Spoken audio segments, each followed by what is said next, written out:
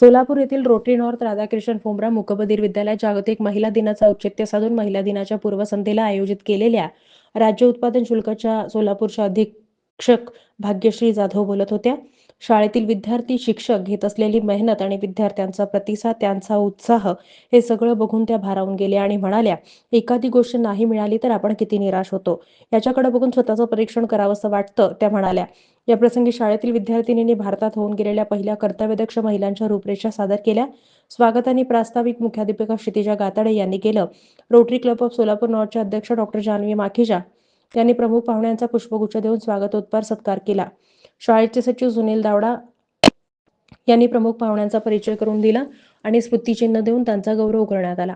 या प्रसंगी सर्व प्रमुख पाहुण्यांच्या हस्ते महिला कर्मचाऱ्यांचा भेटवस्तू देऊन सत्कार करण्यात आला. या कार्यक्रमास रोटरी नॉर्थच्या अध्यक्ष डॉक्टर जान्हवी माखीजा, शाळेचे सचिव सुनील दावडा, राजगोपाळ झवर, बळीराम पावडे, दीपक आर्वे, आरती गांधी, डॉक्टर शितोळे, रेणुका पसपुले, गजानन गडगे, बाळासाहेब पवार, कार्यक्रमाचा आभार प्रदर्शन दीपक आर्वे आणि सूत्रसंचालन अजित पाटील यांनी केलं. खूप आनंदी असं मॉडेल पृथ्वी तलावर पाठवतो. मग आपण मोठे होत जातो आपल्या हव्यास किंवा आपल्या करिअरमुळे. आपण त्या बाहेरच्या अननेसेसरी गोष्टी लावून घेतो, एवढं मला जाणवलं. माझ्या मुलीलाही एवढं आवडलं की आता ते सांग, आई आपण माझा वाढदिवस इथं करूया शाळेत करायच्या ऐवजी. हे फार गरजेचं आहे.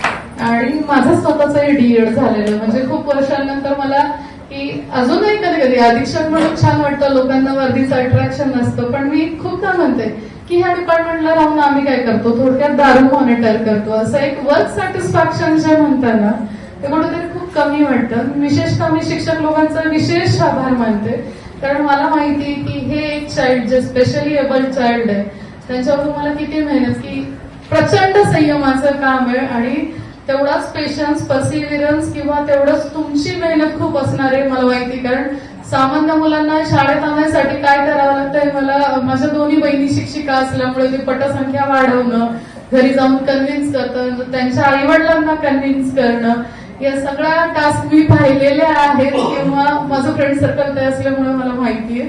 सो तुम्हा सगळ्यांचं विशेष अभिनंदन.